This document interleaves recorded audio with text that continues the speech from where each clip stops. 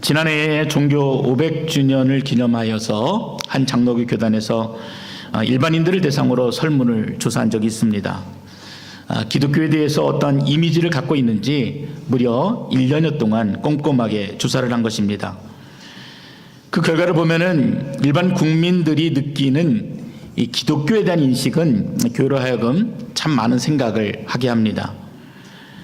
기독교에 대해 가지는 긍정적인 이미지가 28.4%인데 그에 반하여 부정적 이미지는 71.6%나 된 것입니다. 그 원인을 분석해 보니까 그 이야기들을 듣는 대부분의 이야기들이 대중매체를 통해서 듣게 되어지고 또 그렇게 뉴스가 되어지고 이슈가 되어진 사건들을 늘 접하다 보니까 기독교에 대한 부정적인 이미지를 만들고 더 나아가서 교회와 하나님에 대한 신뢰를 잃어버렸다는 것입니다. 그리고 또 하나의 질문은 앞으로 그러면 어떻게 하면은 이러한 기독교의 이미지를 개선할 수 있는가? 어떻게 긍정적인 효과를 가져올 수 있다고 생각하는가? 그런 질문도 해보았습니다. 그랬더니 목회자 생활 태도가 38%, 기독교인의 생활 태도가 27.4% 등 그 기독교인의 절반적인 생활 태도가 기독교의 이미지를 좋게 만들고 그리고 하나님에 대한 신뢰를 더 강하게 한다라는 그런 결과를 보여준 것입니다. 참으로 기독교가 어떻게 이렇게까지 되었나 하는 안타까움뿐만 아니라 사회가 교회에 대한 신뢰함을 갖지 못한다는 사실이 너무 마음에 아팠습니다.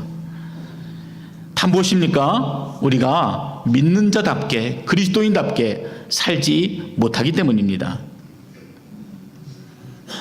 그러나 예수님이 세우신 교회는 분명 달랐습니다.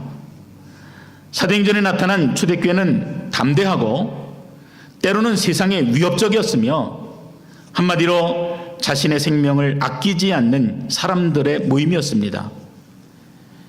여러분은 기독교의 상징 가운데 물고기 모양의 표식을 본 적이 있을 것입니다. 대부분 자동차 뒷면이나 그리고 대문에 붙이는 교회의 표지 이런 데 주로 그런 물고기 모양을 볼 수가 있는데 이 모양은 익투스라고 하는 헬라어에서 비롯되어진 문양입니다. 더 정확하게 말하면 이 익투스는 예수 그리스도는 하나님의 아들이시요 구주이시다. 이 긴 문장의 첫 글자를 따서 만든 내용이 바로 익투스입니다. 주후 64년부터 약 250년 동안 초대교회가 로마로부터 큰 박해를 당하게 되는데 그 박해가 너무나 심해서 그리스도인들은 자기들끼리 모여서 그 박해를 피해 살았습니다. 지하 공동묘지인 카타콤에 숨어 지내면서 서로의 신분을 은밀하게 밝히고 확인하기 위해서 바로 이 물고기 그림을 사용했던 것입니다. 한 그리스도인이 물고기의 반을 그려놓으면은 다른 사람이 나머지 절반을 거기에 그려 넣어서 야, 우리가 그래도 한 믿음을 가진 믿음의 형제구나. 우리가 예수 그리스도를 믿는 믿음의 사람이구나 하는 것들이 서로 확인이 되었던 것입니다. 이처럼 초대교회 성도들은 생명을 걸고 그들의 복음을 지켜냈습니다. 그 귀한 복음이 자신의 부족으로 인해서 변질되지 않도록 끊임없이 믿음 안에서 훈련받고 절제된 삶을 살아갔던 것입니다. 이처럼 생명을 내어놓고 예수님을 따라가는 자들이 교회 안에서 무질서하게 행동하겠습니까? 서로에게 상처가 되는 말들을 주고받았겠습니까? 그렇지 않죠. 그들은 오히려 자신의 것을 아낌없이 내어놓을 줄 알았고 오히려 자신보다는 남을 더 배려하는 그 풍성함, 지나칠 정도의 풍성함이 늘 그들의 자랑이었습니다. 사도행전 4장 32절에도 이렇게 기록합니다. 믿는 무리가 한 마음과 한 뜻이 되어 서로 물건을 통용하고 같이 썼다는 이야기지요. 자기 재물을 조금이라도 자기 것이라 하는 이가 하나도 없더라. 여러분 듣기만 해도 가슴이 뛰는 이 이야기가, 이 모습들이 바로 저와 여러분이 꿈꾸는 교회의 원형입니다. 그래서 이 세상은 점점 타락해져 가지만 예수님께서는 자기의 생명을 바쳐서 교회를 세우시고 또 지금도 이 교회를 통해서 세상을 구원코자 하시는 것입니다. 여러분, 그렇다고 해서 초대교회가 완전한 교회다, 완벽한 교회다 이렇게 말하는 것은 아닙니다. 요한계시록에 나와 있는 소아시아 7교회만 보더라도 그들은 다투고 나뉘고 첫사랑을 잃어버려 뜨거움도 없고 이단과 온갖 술수가 난무하는 교회의 모습을 보여줍니다. 또 현대 교회들과 별반 차이가 없어 보입니다. 그럼에도 불구하고 사도행전의 교회들은 로마 제국의 핍박 속에서도 견뎌냈고 결국 세상을 이기고 세상을 변화시켰습니다. 그렇다면 우리와 그들은 무엇이 다른가? 초대교회는 과연 무엇이 더 특별하였는가를 살펴보는 것은 오늘 우리가 어디로부터 벗어났는지, 우리가 가야 될 자리가 어디인지, 그리고 최종적으로 우리가 어떠한 목표를 가지고 나아가야 되는지 우리를 보여주는 굉장히 중요한 지표를 할 수 있습니다. 지난주에 초대교회는 예수의 은혜를 입은 교회 이렇게 여러분에게 말씀을 드렸습니다. 참 오합지졸 같은 아무 능력 없는 그런 제자들을 부르셔서 세운 교회가 초대교회라 했습니다.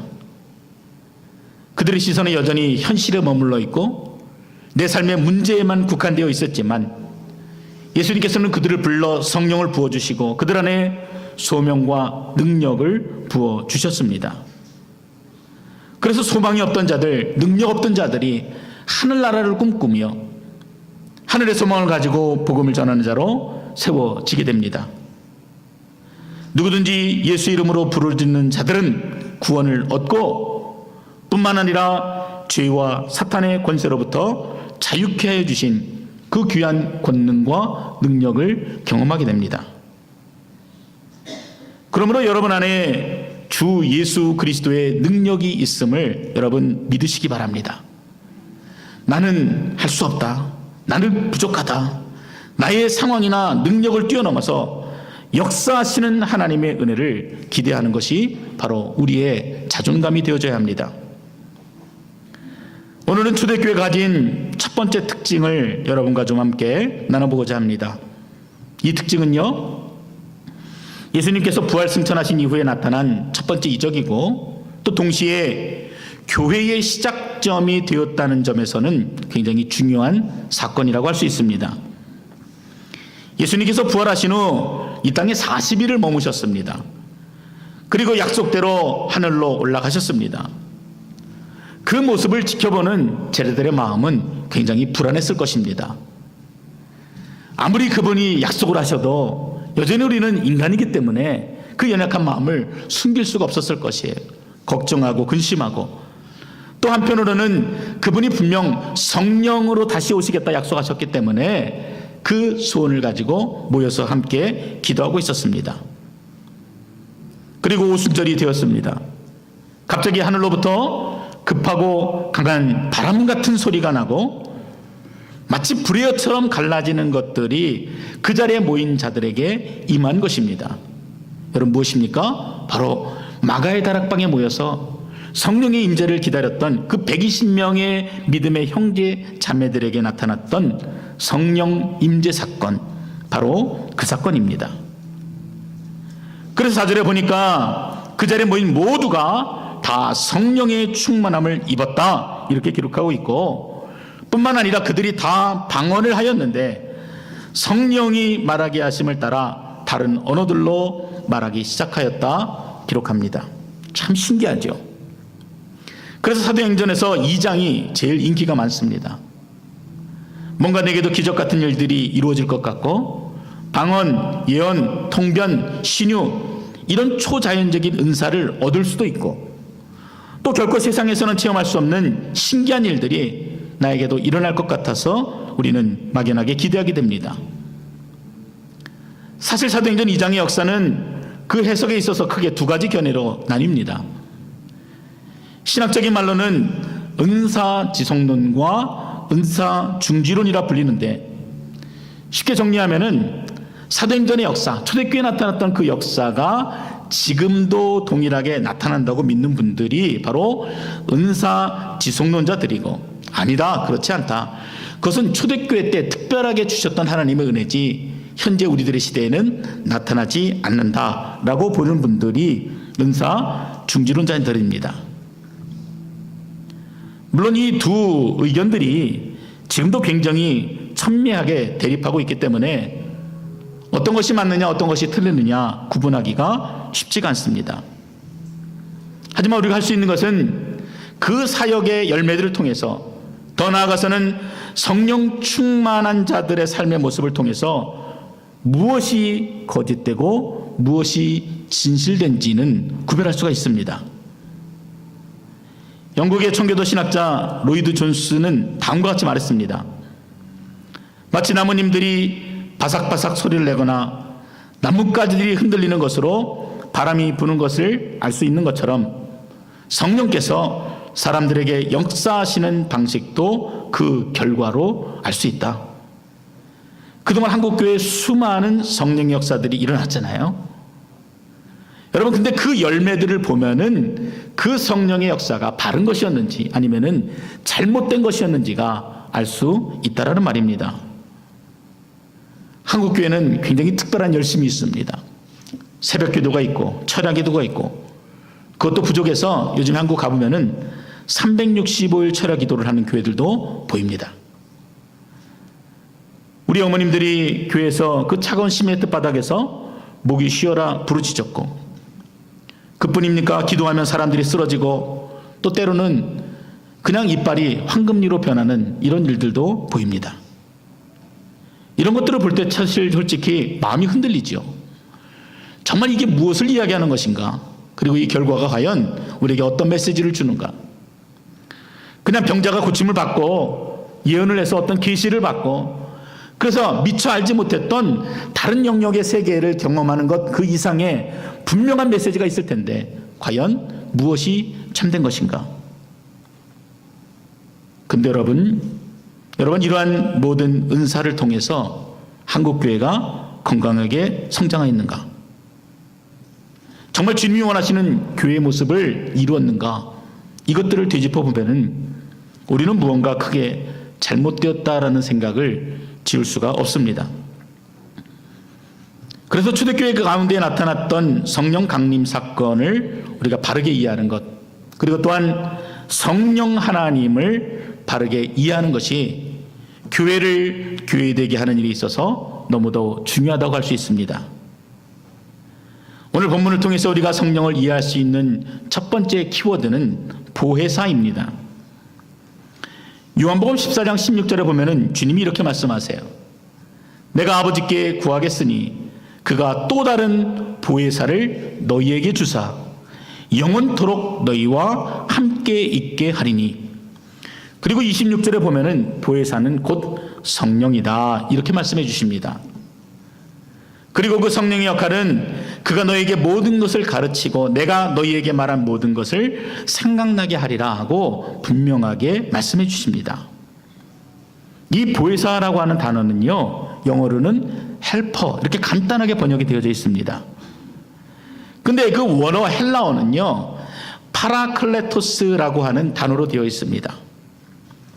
이 단어가 한글 성경에서는 은혜를 돕는 스승이라는 한자를 따서 보혜사 이렇게 번역이 되어졌고, 영어는 조금 더 쉽게 그냥 헬퍼 이렇게 번역이 되어진 것입니다. 근데 이 파라클레토스는요, 파라라고 하는 단어와 클레토스라고 하는 두 단어가 합쳐진 단어입니다.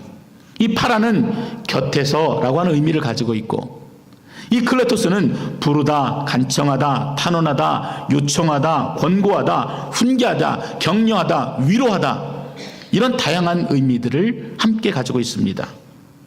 그래서 이 두 단어를 종합해 보면은 성령은 성도들의 곁에서 성도들을 돕는 위로자, 대언자, 상담자, 돕는 자라는 그런 의미가 되는 것입니다.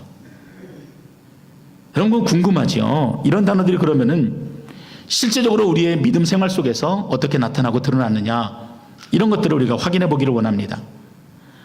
첫 번째로 성령은 우리로 하여금 복음에 반응하게 하십니다.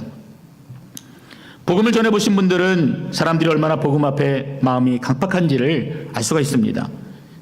야, 그 좋은 예수 너나 믿어라. 이렇게 말씀하시는 분도 계시고 욕을 하시거나 비웃고 저주하시는 분들도 계십니다. 근데 그분의 잘못이 아니에요. 진리를 깨닫지 못하게 하는 어둠의 영이 문제입니다. 그런데 그 죄로 가득한 심령을 누가 깨뜨리십니까? 그 강팍하고 완악한 마음을 누가 열어서 예수의 복음이 참된 복음으로 믿어지고 또 입술로 고백이 되어지는 그런 역사를 나타내게 합니까? 바로 성령입니다. 고린도전서 12장 3절에 그러므로 내가 너희에게 알리노니 하나님의 영으로 말하는 자는 누구든지 예수를 저주할 자라 하지 아니하고 또 성령으로 아니하고는 누구든지 예수를 주시라 할 수 없느니라. 성령께서 우리로 하여금 깨닫게 하셔서 예수를 주라 고백할 수 있는, 그래서 복음을 복음으로 받아들일 수 있게 하는 놀라운 역사를 이루신다는 것입니다. 여러분, 우리가 예수를 믿게 된 것은 우리가 잘나서, 아니면 우리가 많은 것을 알고 있어서, 내가 선하여서, 아니면은 내가 순종적이어서 내가 예수의 사람이 된 것이 결코 아닙니다. 성령 하나님께서 내 안에 역사하셔서 나의 그 완악한 마음을 다 깨뜨리시고 그분의 강권적인 능력으로 내가 복음을 듣고 예수의 사람이 되게 하셨다. 그것이 바로 오늘 성령이 우리에게 가르쳐주는 귀한 메시지입니다. 지금으로부터 11년 전인 2007년 여러분이 잘 아시는 대표적인 지성 또 대표적인 무신론자였던 이어령 교수님이 회심을 하는 일이 있었습니다. 이어령 교수님은 이전까지는 그냥 종교를 문화의 일부다라고 이해하고 있었던 사람입니다. 자신의 지식으로 종교를 논하고 심지어는 성서를 놓고 1년간 대담을 펼칠 정도로 성경에는 박식한 자였지만 그것은 신앙으로서가 아니라 늘 제3자의 시선으로 문학적인 관점으로, 인문학적인 관점으로 그렇게 성경을 보았던 것입니다. 근데 그랬던 그가 자신에게 늘 자랑스러웠던 딸 이민아 씨에게 굉장히 혹독한 시련이 다가오는 것을 보고 또 그 일열의 과정을 통해서 회심을 경험하게 됩니다. 이 이민아 씨는 이미 여러분들이 아시는 것처럼 이미 세상을 떠나 지금은 이곳에 있지 않습니다. 그분은 늘 아버지의 눈에는 자랑이었지만 그렇게 좋은 딸은 아니었던 것 같습니다. 22살에 사랑하는 사람을 만났고 부모의 반대를 무릅쓰고 미국으로 훌쩍 떠나버립니다. 그리고 첫 아이를 낳고 얼마 지나지 않아 이혼을 합니다. 1992년에는 갑상선암을 선고받았고 그 후에는 망막이 찢어지는 병을 앓아서 시력도 잃어버립니다. 뿐만 아니라 목숨처럼 사랑했던 큰아들은 원인을 알 수 없는 혼수상태에 빠져서 19일 만에 세상을 떠났고 또 재혼 후에 낳은 둘째 아들마저 자폐 판정을 받게 됩니다. 너무나 절망적이었습니다. 그때를 바라보는 아버지의 마음이 여러분 이해가 되십니까? 자녀가 먼 곳에 있으며 그냥 행복하게 사는 것도 참 마음에 늘 걱정이 되고 염려가 되는데 이처럼 하는 일마다 어려움을 당하고 감히 상상할 수 없는 일들이 겹겹이 밀려올 때 그 아버지, 부모된 자의 마음은 어떻겠습니까? 자신이 자칭타칭 대표적인 한국의 지성이라 이렇게 하였지만 시력과 건강을 잃어가는 딸 앞에서 해줄 수 있는 것이 아무것도 없었습니다. 그런데 그 낭망의 발걸음을, 그 완악한 발걸음을 인도하시는 이가 있었는데 바로 그분이 성령 하나님이었습니다. 그때 딸이 하와이에서 요양을 하고 있었는데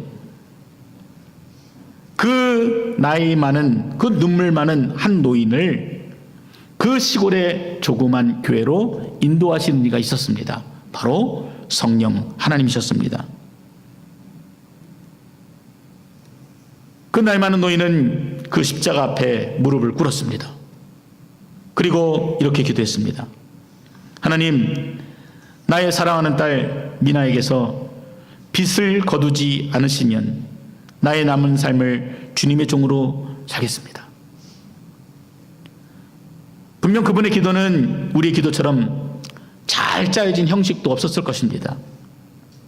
그러나 그 누구보다도 겸허하고 진실하게 하나님을 인정하고 그 앞에 무릎을 꿇게 된 것입니다. 누구보다도 이성적이고 누구보다도 자신이 알고 있는 일에 확신이 있었던 노학자가 그렇게 성령의 인도하심을 받아 예수의 이름 앞에 무릎을 꿇은 것입니다. 성령으로 아니하고는 누구든지 예수를 주시라 할 수 없느니라. 성령께서 그 완악한 마음을 깨뜨리시고 복음을 받아들이도록 인도하셨던 것입니다. 여러분, 지난주에 살펴보았던 제자들도 보십시오. 성경 사건 이전과 이후가 분명하게 달라집니다.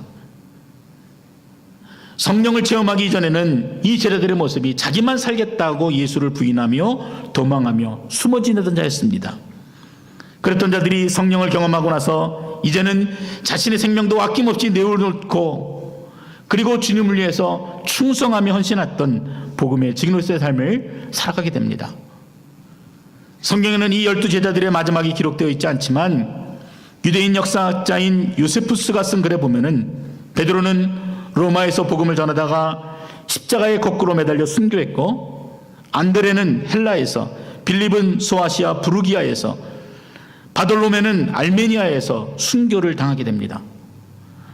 도마는 인도에서 전도하던 중에 군인들이 던진 창에 맞아 순교했고, 마테와 시몬은 이디오피아에서 복음을 전하다가 그들의 칼에 목이 잘렸고, 야고보는 군중들의 죽임을 당했고, 오직 요한만이 모진 박해와 고문에도 살아남아 반모섬에서 그 마지막까지 그 일생을 보냈다고 기록합니다. 여러분, 오늘 우리가 이 자리에 있는 것은요, 굉장히 특별한 사건이에요. 그래서 이 성령 하나님을 바르게 이해하게 될 때 내가 이 자리에 있는 것이 그저 그냥 우연한 일로 되어진 일이 아니라 이처럼 완벽한 하나님의 계획 안에서 또 그분의 완전하신 능력 안에서 이루어진 참 기적 같은 일이라는 것을 우리가 함께 보게 되는 것입니다. 나의 결단과 의지가 아니라 이처럼 성령께서 깨닫게 하시는 그 놀라운 은혜로 내가 구원을 입었다 고백하게 되는 것입니다. 여러분, 그래서 성령 충만이라고 하는 것은요, 다른 것이 아니에요. 바로 그 사실을 100% 인정하는 것입니다. 거저 주시는 그 은혜로 말미암아 내가 하나님의 자녀가 되었다. 나의 공로가 아니라 성령의 내주하심으로 날마다 그분이 드러나는 삶이 바로 성령 충만의 삶인 것입니다. 두 번째로 우리가 본문에서 보게 되는 성령에 대한 이해는 그분은 우리의 도움이시다, 즉 헬퍼이시다 라고 하는 것입니다. 로마서 8장 26절에 보면은 이와 같이 성령도 우리의 연약함을 도우시나니 우리는 마땅히 기도할 바를 알지 못하나 오직 성령이 말할 수 없는 탄식으로 우리를 위하여 친히 간구하시느니라. 성령께서 항상 내 곁에 거시어서 나를 도우시겠다, 이렇게 말씀하십니다. 여러분, 믿으시면 아멘 하시기 바랍니다. 이게 얼마나 큰 위로가 되십니까? 마치 아버지가 아들을 지키고 돕는 것처럼 그렇게 떠나지 않고 끝까지 우리를 지키시고 돕겠다 말씀해 주십니다. 요한복음 14장 16절에서 18절에 보면은 내가 아버지께 구하겠으니 그가 또 다른 보혜사를 너에게 주사 영원토록 너희와 함께 있게 하리니 그는 진리의 영이라. 세상은 능히 그를 받지 못하나니 이는 그를 보지도 못하고 알지도 못함이라. 그러나 너희는 그를 아나니 그는 너희와 함께 거하심이요 또 너희 속에 계시겠음이라. 내가 너희를 고아와 같이 버려두지 아니하고 너희에게로 오리라. 너무나 분명하게 우리에게 약속하여 주십니다. 여러분, 고아는 어떤 자들입니까? 자신의 선택과는 상관없이 커다란 상처를 받고 이 사회에 버려진 자들입니다. 제가 고등학교 다닐 때 고아원에서 학교를 다니던 친구들과 가깝게 지냈었습니다. 근데 그때는 이 아이들에게 왜 그런 문제가 있는지 잘 이해하지 못했지만 제가 나이를 먹고 성숙해져 보니까 그들 안에 있는 깊은 상처들이 이제서야 이해가 되어지기 시작했습니다. 그 친구들은 늘 자신의 삶이 아무런 가치가 없다고 그렇게 생각했습니다.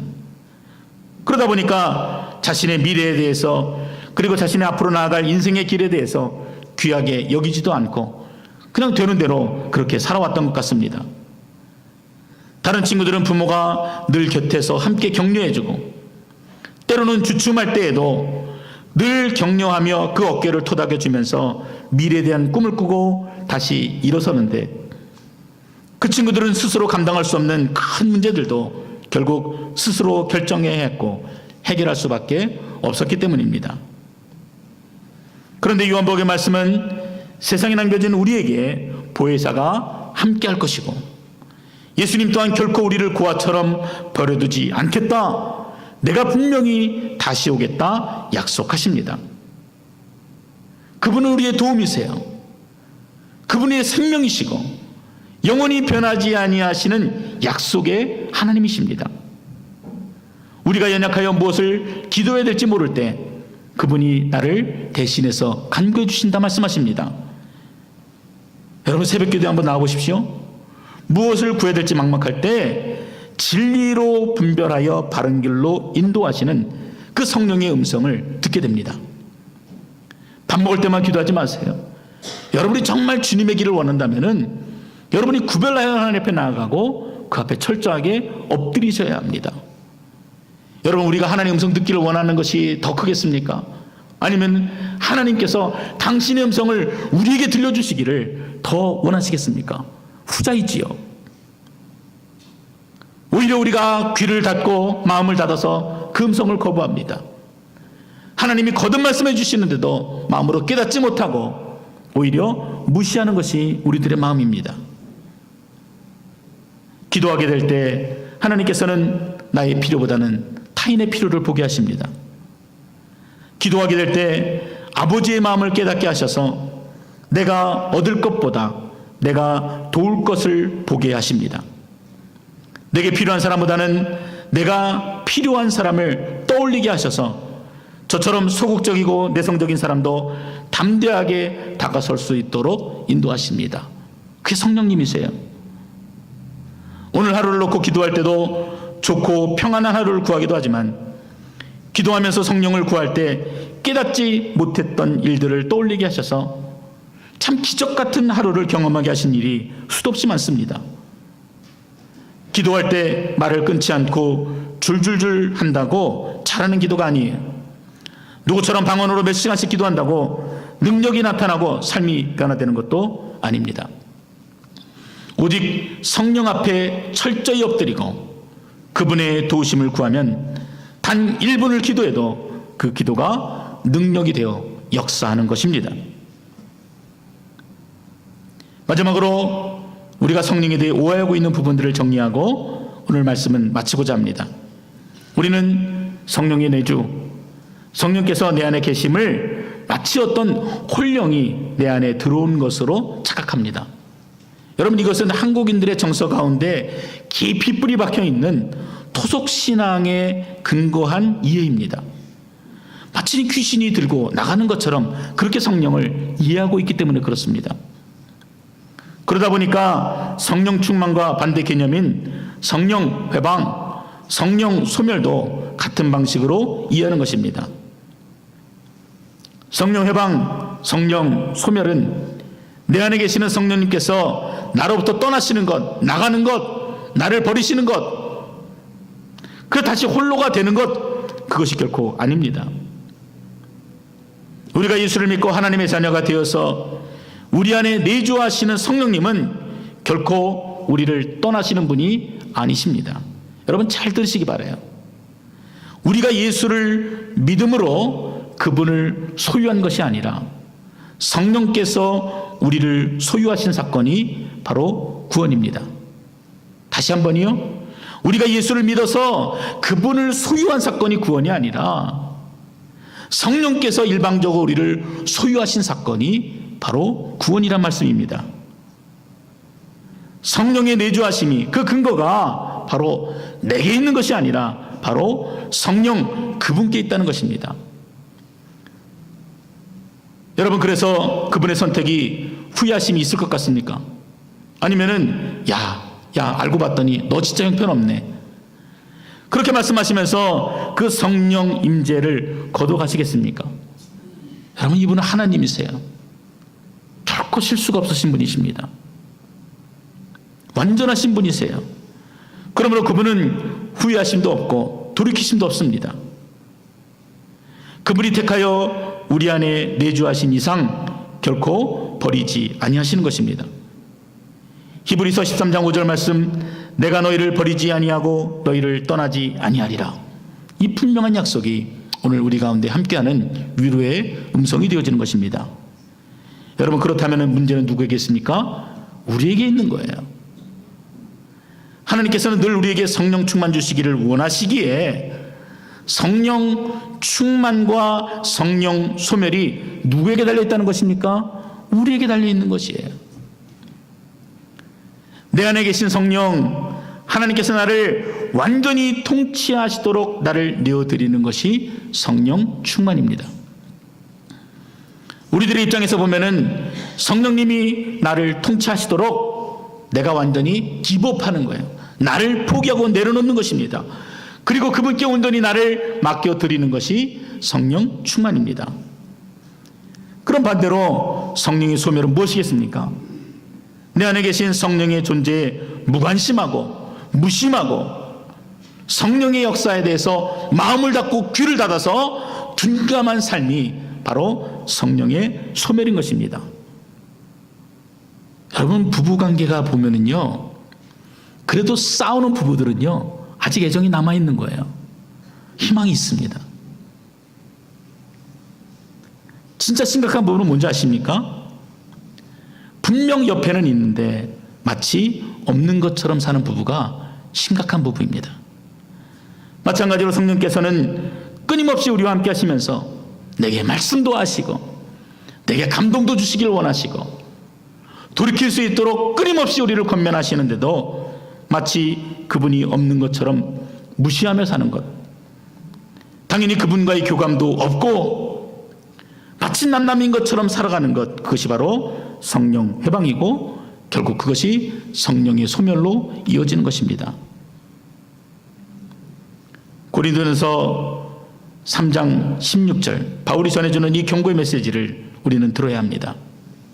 너희는 너희가 하나님의 성전인 것과 하나님의 성령이 너희 안에 계시는 것을 알지 못하느냐.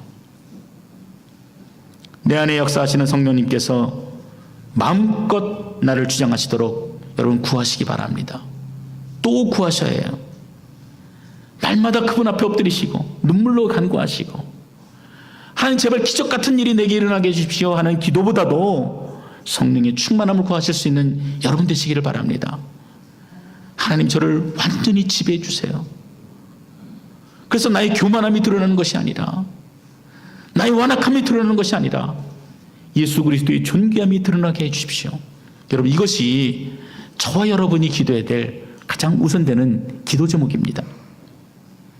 그래서 그분이 날마다 나를 통해 드러남으로 평안을 누리고, 그분이 날마다 함께 하심으로 보혜사 하나님의 은혜가 나의 삶에 가득하고, 그래서 하나님이 드러나고 하나님이 자랑이 되어지는 그 놀라운 일들이 우리 안에 기적처럼 매일매일 고백이 되어지는 것입니다. 성령을 근심케 하지 마시기 바랍니다. 늘 성령께 붙잡혀 성령의 온전한 지배를 받으면서 성령의 역사에 전적으로 순종하며 성령의 계시 앞에 전폭적으로 결단하는 성령의 사람이 되시기를 주님의 이름으로 축원드립니다. 기도하겠습니다. 아버지 하나님, 참 주님이 끊임없이 우리에게 말씀하시고 또 우리를 감동케 하시며 참으로 무지하여 주님을 찾지도 아니하는 우리들을 만나기 원하시는데, 하나님, 우리들이 마음을 닫고 마치 성령님이 계시지 않는 것처럼 살았던 많은 시간들을 주님 앞에 회개합니다. 아버지 하나님, 우리를 불쌍히 여기셔서 그 긍휼의 손길로 만져주셔서 다시 한번 성령 충만의 삶이 우리 인생의 고백이 되어줄 수 있도록 하나님 은혜를 부어주시기를 원합니다. 이 시간 성령 충만의 은혜를 간절히 구하는 심령들마다 주의 은혜를 부어 주시옵소서. 메말라는 심령들이 다시 뜨겁게 불타오르게 하시고 주님을 향한 첫사랑의 감격이 다시 회복이 되게 하시고, 그래서 그냥 이대로 살아가는 것이 아니라 주님이 나를 부르신 저 땅끝까지 복음의 증인으로 살아가는, 그래서 모든 족속으로 하여금 제자를 삼는 귀한 일들이 나의 사명이 되어지도록 하나님 인도하여 주시옵소서. 아직도 죽어가는 수많은 영혼들을 바라보면서도 안타까운 마음이 내 안에 없습니다. 내 곁에 있는 자녀들, 가족들을 바라보면서도 입술을 열지 못하는 연약함을 주님이 아시오니 아버지 하나님, 우리 마음 가운데 충만한 주의 은혜를 부어주셔서 담대한 복음의 증인이 되게 하시고 우리의 모습이 아니라 주 예수 그리스도의 영광이 나타나는 복된 삶으로 인도하여 주시옵소서. 성령 충만의 은혜를 간절히 구하오며 예수 그리스도 이름으로 기도드렸습니다. 아멘.